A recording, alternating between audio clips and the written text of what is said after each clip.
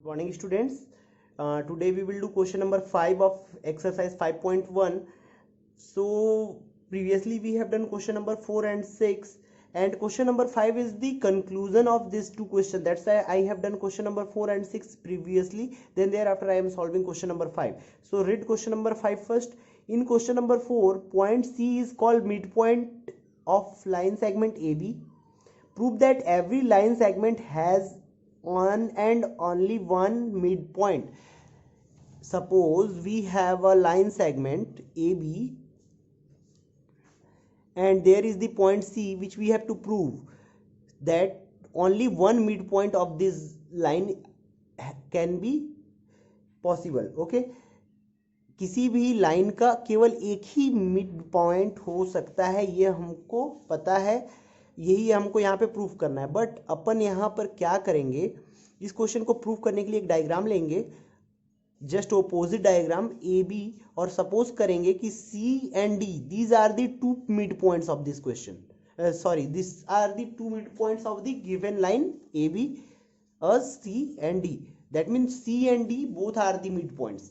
Is it possible or not? Is it not possible? But we have to prove, na, in mathematical terms we have to prove that C is the only point. So we are taking a C and D as both are the midpoint of the given line segment A B. So let C as the midpoint. First of all we have to take C as the midpoint.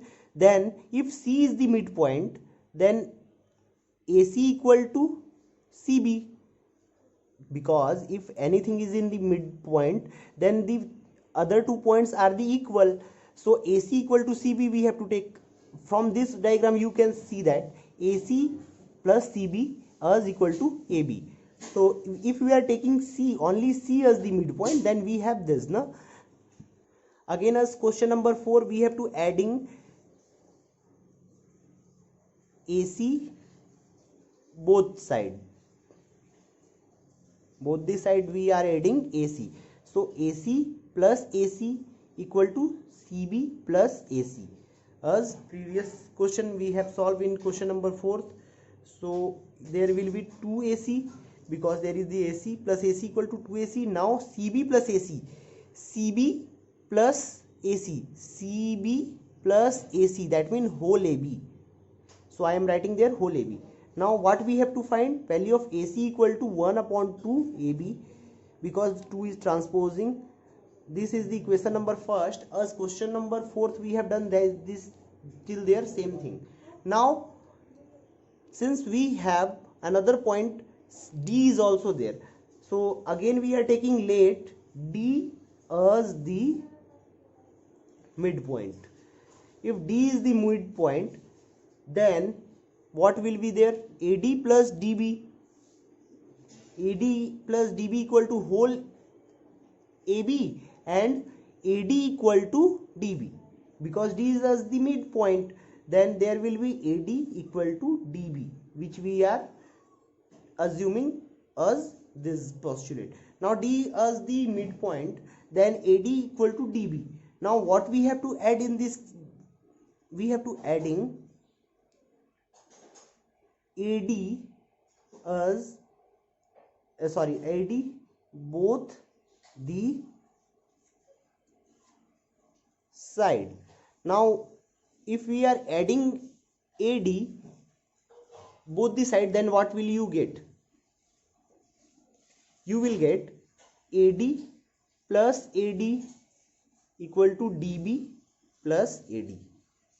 Now there will be, because we are adding AD both the side, that means AD plus AD equal to 2AD, and which is equal to DB plus AD. In diagram C, where is the DB? There is the diagram D, there is the part DB and AD, this one. So this AD plus DB equal to whole AB. So I have to write there AB. Now in last term there is 2AD equal to AB. So I am writing this again, 2AD equal to AB, which we find it earlier. Now we have to find the value of AD from there. So AD equal to, we have to take 2 as transpose value, so there will be AB into 1 upon 2 AB. Now see in equation number, this is suppose equation number second. Now see in equation number first and second. In equation number first there is AC equal to half AB and there is AD equal to half AB. So both the equations have same RHS. Okay, both the equations have same RHS. So by equation 1 and 2, since these and these are equal, so these and these also are equal, because since RHS are equal, therefore LHS are also equal. Then what we have to write there? If RHS are equal, then LHS is also equal. So what are the LHS? There is the AC in the LHS of equation number first, and there is the AD in equation number second as LHS. So AC equal to AD. Okay. Now see, if AC equal to AD, if AC and AD both are equal, suppose now there is the AD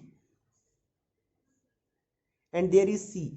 If AC is equal to AD, then AC is equal, AC and AD एक ही जगह पे होंगे, C और D, तभी तो जाकर ये हो पाएगा ना कि AC भी इक्वल होगा किसके? AD के. That means C and D both are the same place. Therefore we may write, don't do this thing, therefore we may write C and D are on same place.